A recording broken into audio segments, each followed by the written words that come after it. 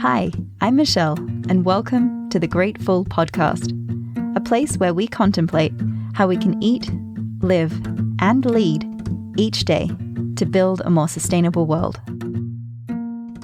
My guest on the show today is Irena Loloci, who is the founder of Rena Roots.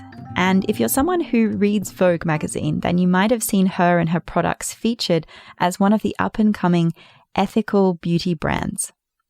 So with Rena Roots, they source pure botanicals and oils from countries that are impacted by war and poverty. And Irena was really motivated and inspired to start this work because for over 10 years, she was working with the World Food Programme, mostly in emergency and humanitarian crisis situations.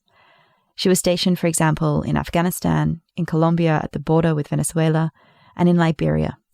So today I chatted with Irena about how her difficult work in food security and crisis situations inspired her to start an organization that produces meaningful products to support vulnerable people to build a business based on ethical and sustainable principles.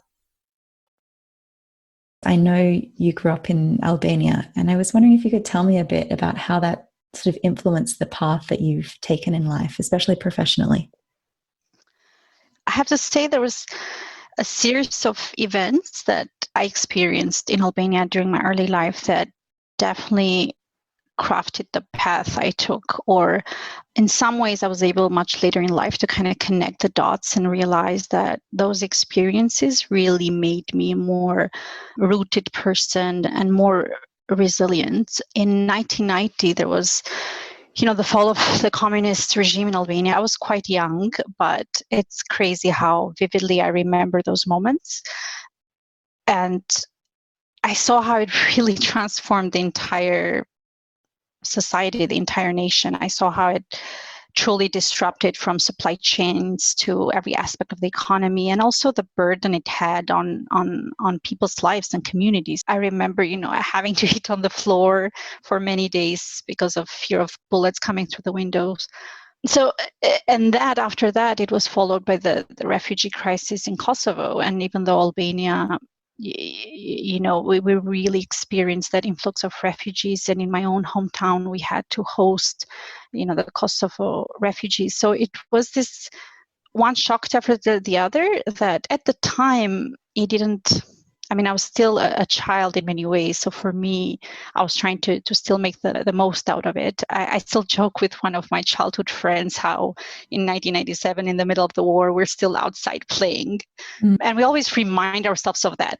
We really try to find a sense of normalcy in all of it. So It was much later that I was able to really reflect on those experiences and connect the dots in a way how all those experiences really crafted the way I am and the way that how my character developed. But I definitely have to give also a lot of credit to my family.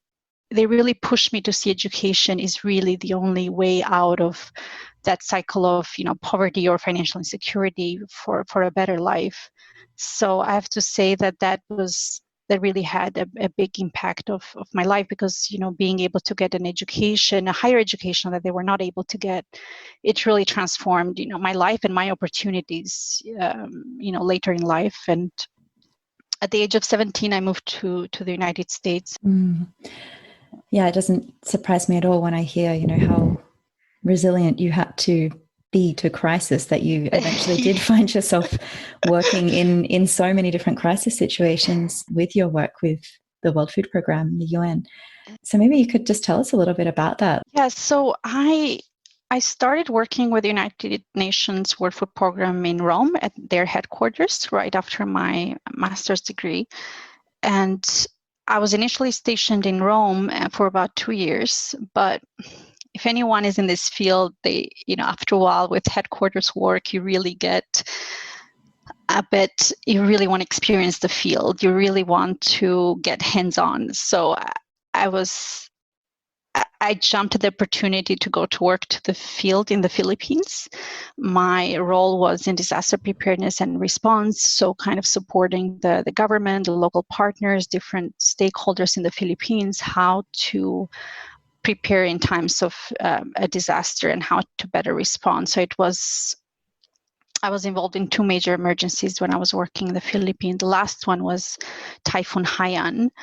So the Philippines really taught me a lot. I have to say it was, again, how it was about natural disasters. So it was, and I moved a lot from typhoon to typhoon emergency. Like within the Philippines, I moved at least 4 or 5 times. I lived out of a suitcase because the Philippines, I mean, a nation island, it has, 7,000 plus islands. So logistically as well, when it comes to responding to a disaster, it can be quite a challenge.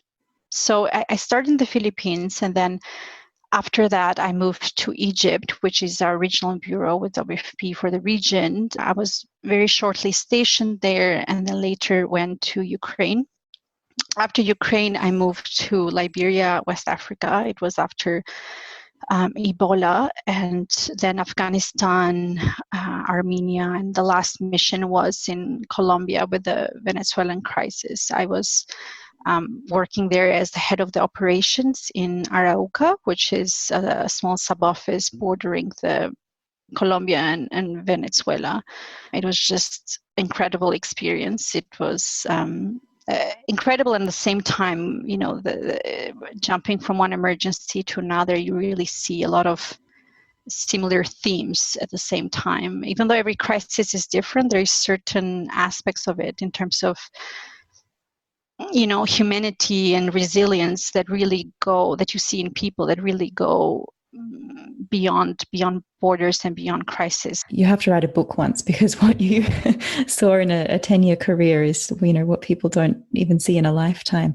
And could you just tell me a little bit more about what similarities you did see, and particularly in terms of what can we learn about getting people the food and nutrition they need in a crisis situation?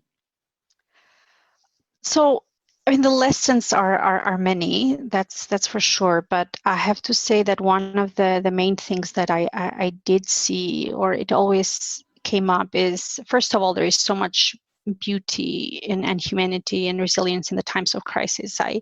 Once I had someone ask me, how can you do it? It's so emotionally draining, and how can you see poor people in crisis all the time? First of all, it's not like those poor people out there. These are human beings who also are empowered and resilient and strong and have beautiful stories to share. So you are the one who is constantly learning from them as well. So that always was something like a central theme for me, that wow, there is really much beauty in humanity and stories. But I learned as well, in times of crisis as well, this whole theme of being content but not complacent. You somehow feel like you're not doing enough.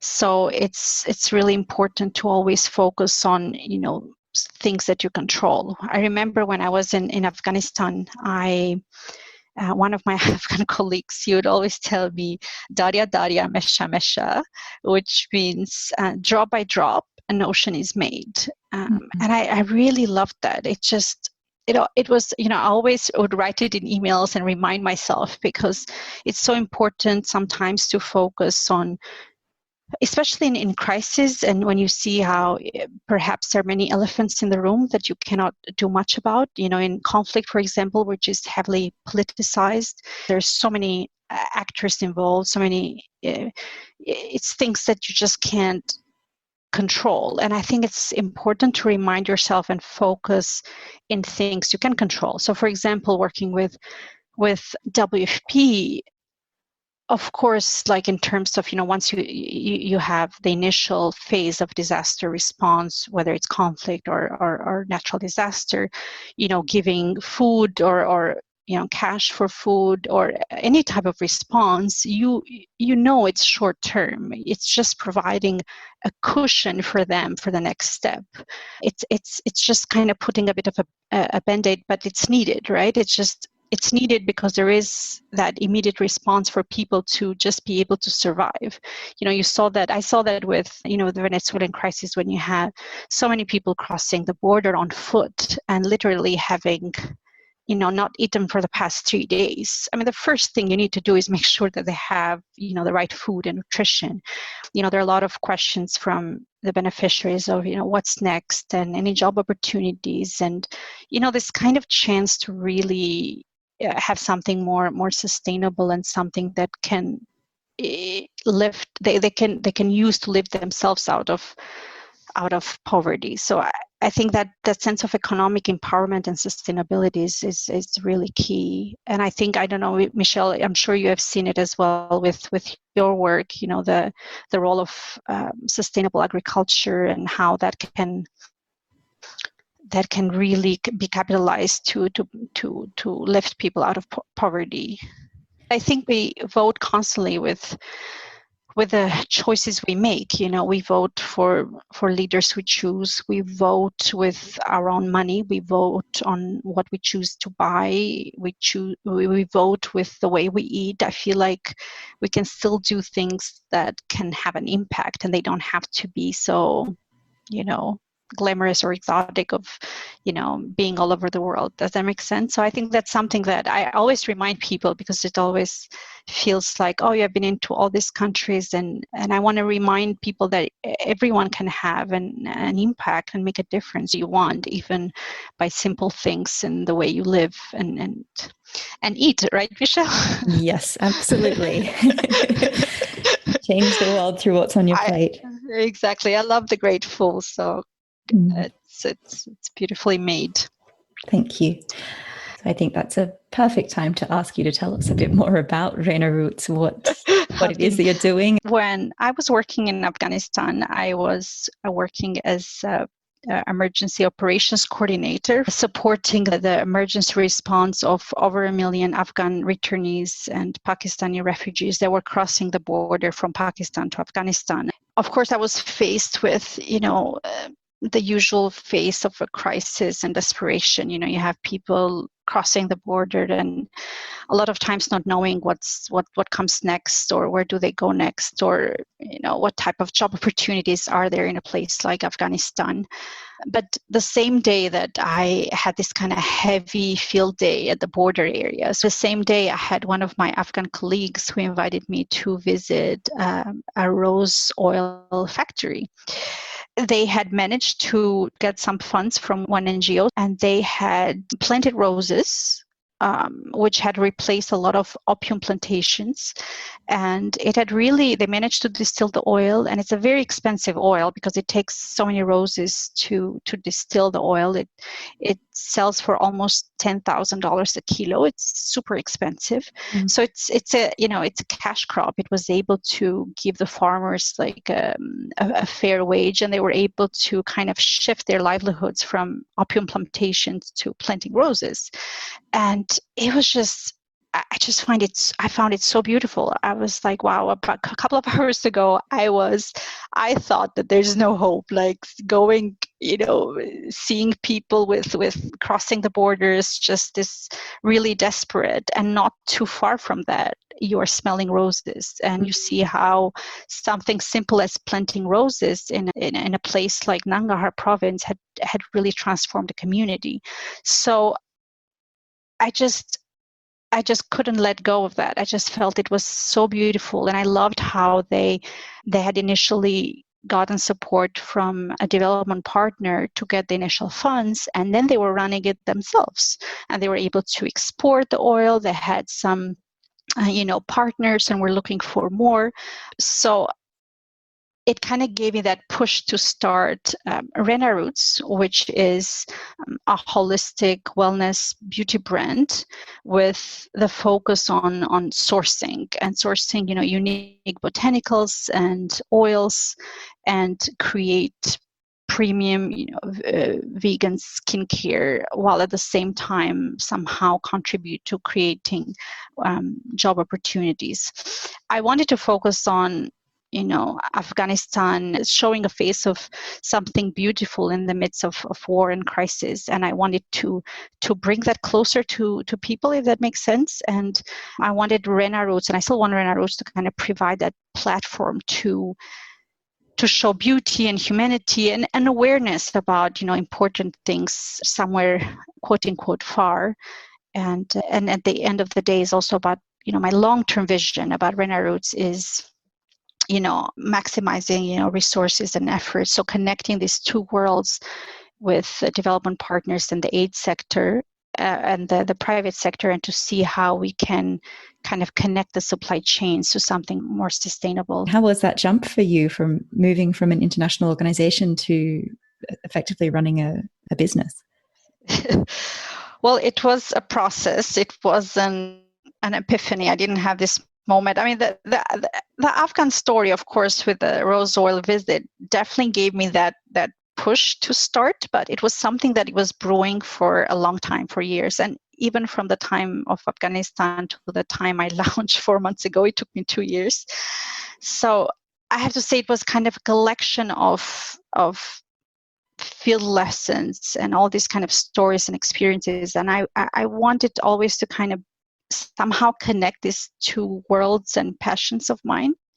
And Afghanistan kind of gave me that push to kind of, okay, and the timing was right also at a personal level. After being 10 years in the field, I really wanted to focus on spending time with family and having a family. So the timing as well felt right. So it was a combination of many things together, connect these passions of mine, still try to have an impact and still connect it to a job I truly, truly loved, working with WFP, but still I could, at a personal level, also live a fulfilling life. I think as a humanitarian worker, that's something that I think with a lot of my friends, especially women that are in this field, we always have to kind of remind ourselves to take care of each other as well. You can also have so much focus on others, and it's also important to take care as well and find that own balance for your own life as well. I think that's so. It was definitely a process, and I have to say it's still evolving. I mean, the whole concept of Rena Roots, I'm looking forward to see where it takes us, this year. It's empowering to create jobs and opportunities for people who are geographically in a way historically less advantaged. I think being able to do that requires a certain amount of confidence too. And you mentioned that if you look at yourself in the beginning of your time with the World Food Programme and the end, you had built so much more confidence and found your voice. What do you think were the most important things to help you do that? Time and experience and taking risks and really, not being so comfortable, always being comfortable. And I think it took me many years to learn that rejections or failures are not failures. They're just opportunities, take those and transform those into an opportunity to do better, especially when you're working in situations like humanitarian crisis. How can you make teams really work in teams and feeling empowered and feeling like they can take ownership of what they're doing and find meaning in what they're doing? That's so empowering. And it really makes everyone more productive. It makes everyone in the team feeling like they have power to do something that is good. And that's so important. Like I remember with my last mission in Venezuela, in Colombia, I had a small team of 8-9 people, and it was really a process of really talking to everyone, and just from the driver to the cleaning lady, to the program officer, to the monitoring and evaluation, to everyone, and just trying to understand a bit, what's the long-term vision, what's the goal, like how can we really have something, work together.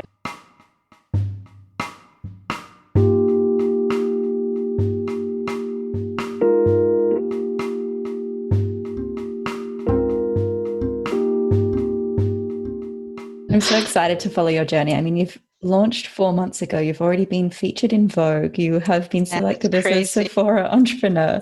It sounds like it's been a wild journey. It has been, but I have to say one of the challenges, because sometimes it can look really rosy from the outside, and I have a lot of people, especially women, who, I don't know, can you manage having sort of a family and a business? I don't know if that's a question that is asked to men as often, but that's a different discussion. But I think one of the challenges that I'm having is also I need to shift a bit like my mentality from, humanitarian emergency mode, because I want things, done quickly. But I forget that, the private sector works differently. So one of my personal frustrations right now is, okay, what's happening this harvest season? Like, will I be able to source more from Afghanistan? Will I be able to source more from Albania? I have some other countries and partners at different countries that are interested to, export. How do you select the suppliers that you work with? Do you have criteria, or is it a value-based, sort of relation-based collaboration? So for the moment is places that I personally know. So it's communities and countries that, I've been there and I've established a relationship with. So it's, for example, the place of Afghanistan. I think moving forward, it might change, how the brand develops. But for now, it's really been like a relationship based on trust and personal. But this is why I think it's so important to, again, the long term of Rena Roots is, if we can connect to projects that somehow are already vetted by development partners who are already doing the work in the field, like they're involved in so many agriculture projects, right? So, and that's what they do best, making sure that the project is done the right way, people are getting, paid a fair wage, gender is mainstream. There's so many aspects that development partners are focused already. It's so many, different field projects. So how can we capitalize on that and make sure that it's actually linked to a private sector who does work with projects that are supported by, field partners? Does that make sense? So it's about kind of creating a sustainable, cycle, because if I take the role of, the private sector, let's say, as a social, as Rena Roots, I know that if I work with, certain local partner, certain local NGO, that they already are doing that process of selection and making sure that things are done well at field level, then, it creates a bit like a symbiotic win-win relationship between, the different partners, and as well for the communities. Oh, that's amazing. So on this Rena Roots journey so far, what has brought you the most joy? I think, it's funny you ask that question, because a lot of times you have to remind yourself that in the midst of all of frustrations, I'm so happy that I just did it. I'm just so happy that at least I started and I can, I developed something. Of course, it will take time and effort to, to see it where I want it to go. But I think to be able to kind of give shape to all of my ideas in a very tangible way, to be able to, translate all those, passions of mine, to kind of make sure that, at the end of the day, you can pick up a skincare and tea and essential oil, and then it has a story, it has value.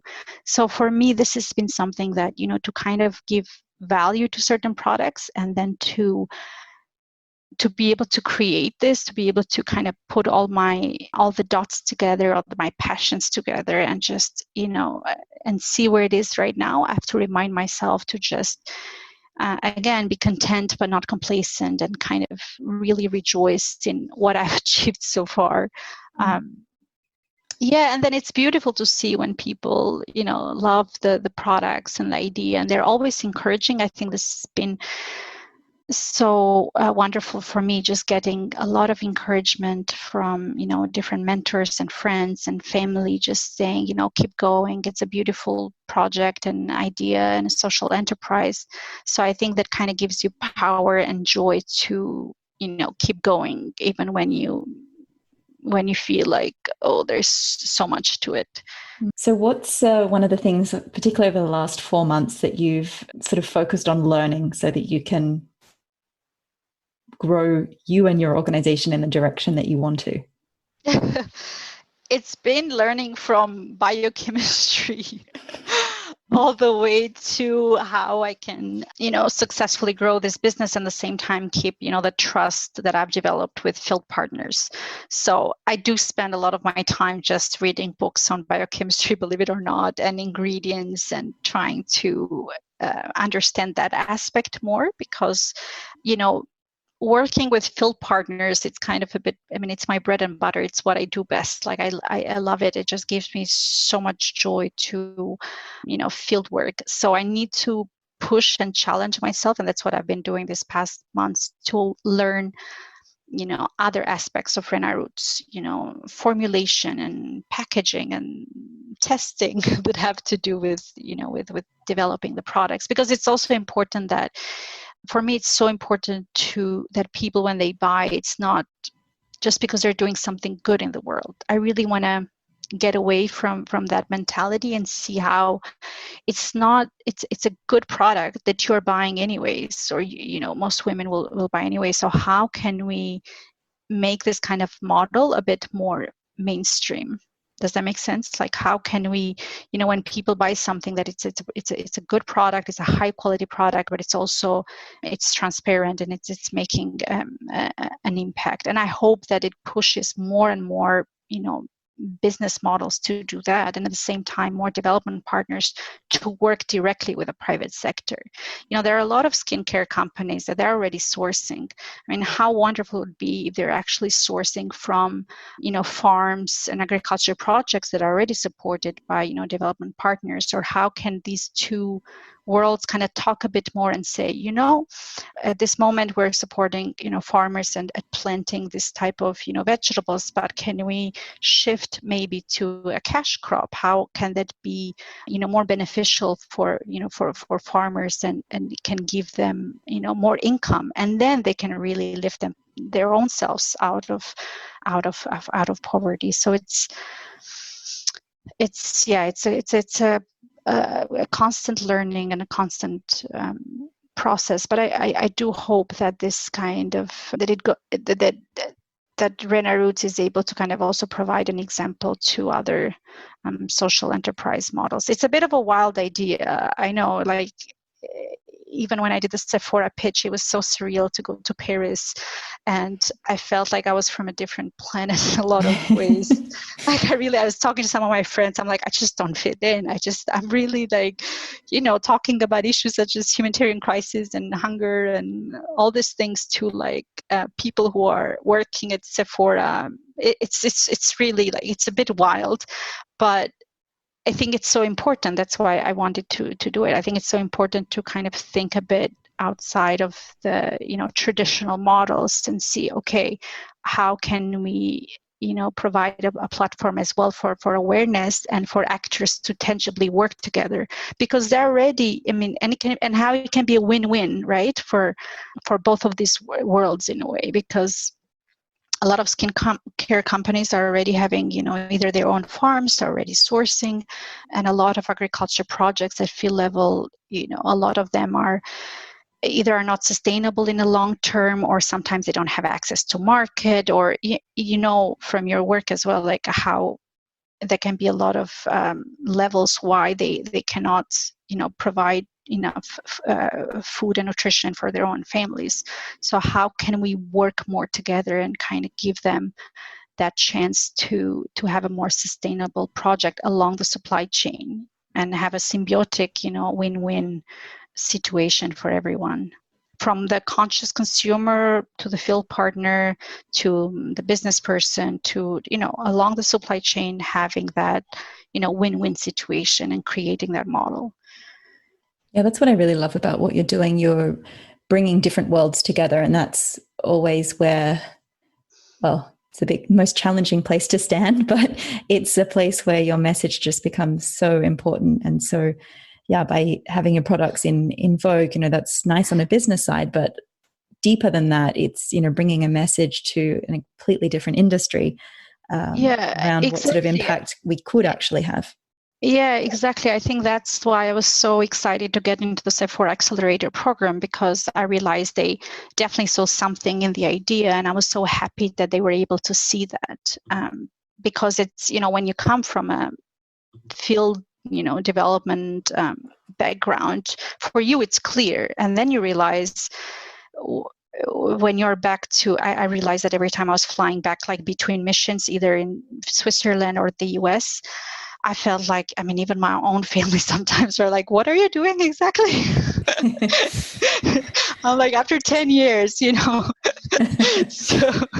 they know that I'm doing something, they know the general things, but, it's hard for people to digest. It's kind of surreal a lot of times. And when you come back, and I heard this from other friends of mine who are humanitarian worker, when you come back from, certain, especially like crisis response, you really need that time. Like sometimes even, when you land at the airport, you realize it's kind of a shock. Like you really need to give yourself time to adjust and then kind of find a bit of balance, because it can also be frustrating because you feel like you're not understood. I think that I dealt a lot of times. I felt like, can I talk to people about these issues, and how I felt like I couldn't talk to everyone, like I couldn't connect. And I think that was a personal struggle. Like how can I connect, and how can I make you feel like you can also have an impact, you can be a part of it. And that's why I loved Rena Roots, because I feel like it can be something small in a way. It can be a tea, and you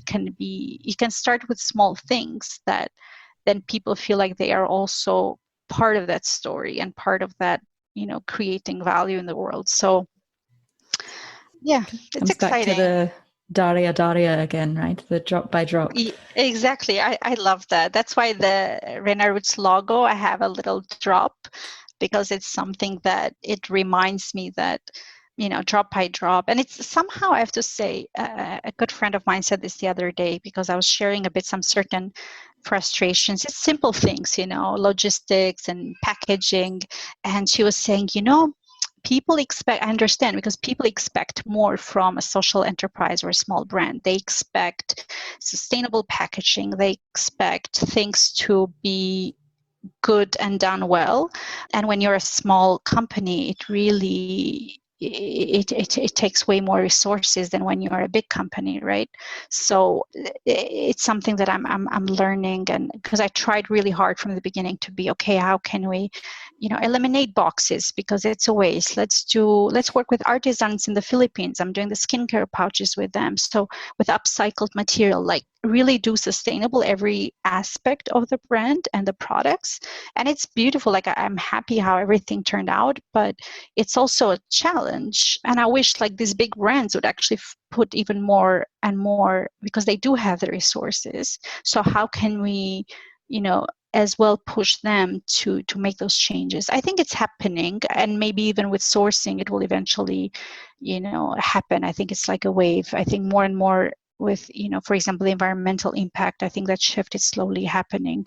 And maybe it will just take time for, the bigger companies to slowly transition to, more sustainable and impact-oriented way of doing business.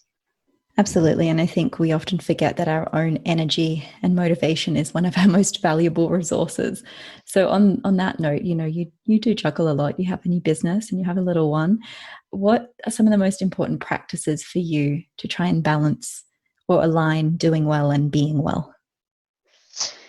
Yeah, so I have to say it has changed throughout the years, but one thing that has always been constant for me, and that has led to me being a very rooted person, because I've always had sometimes people like, having lived in so many different countries, but I still have some of my best friends who are, childhood friends. And when I got married a couple of years ago, I had people flying from Afghanistan to Tanzania, from all over the world.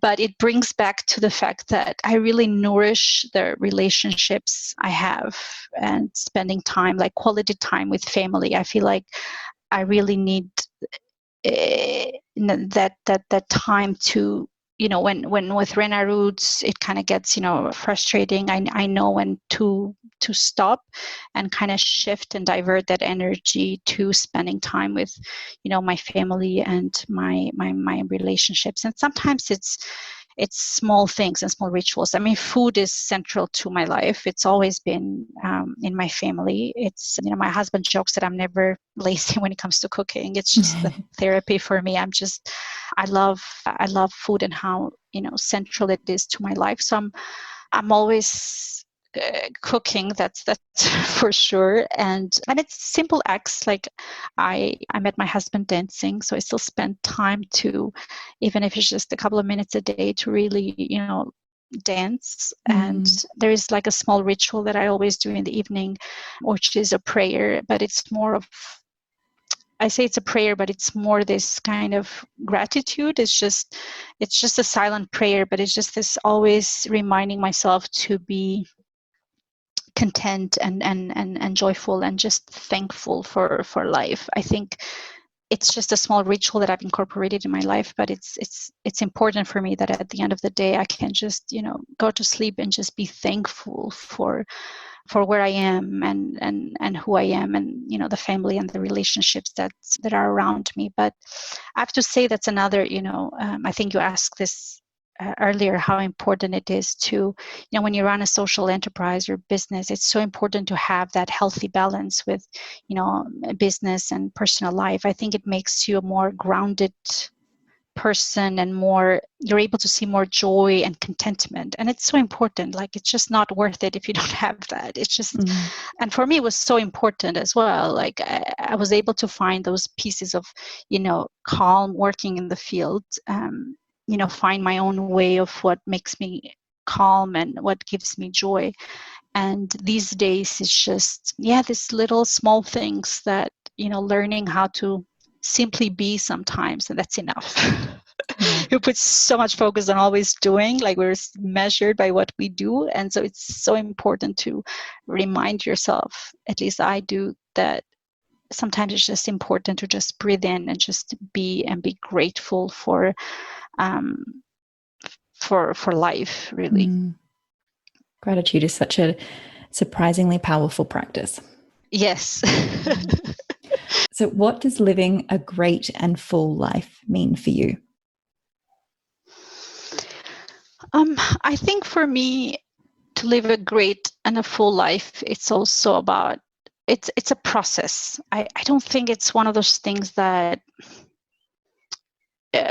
you have a lot of ups and downs, you have a lot of challenges in your life. So it's a process of growth. How do you look at these challenges and these failures? Are you able to transform them into opportunities? Are you able to take that and kind of transform it something that it's good for you and nourishes you? I think that's important, and finding those balances is so important, and not letting, other things, direct that, how you feel and how you are to some degree.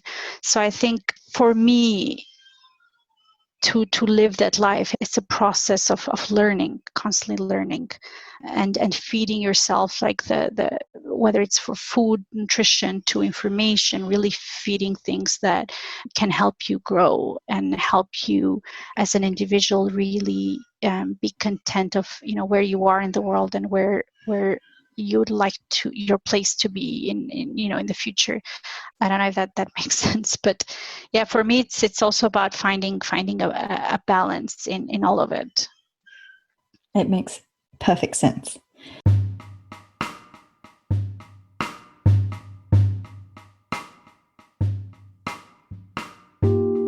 Thanks so much for listening to this episode of the Great Full Podcast. If you liked it, then please go ahead and subscribe and share it with a friend. And I would love to get your questions answered here. So if there's something that you would like answered or explored on this podcast, just send me an email to podcast@thegreatful.com, and I'll do my very best to get your questions answered here on the show. Music in this episode came from Blue Dot Sessions.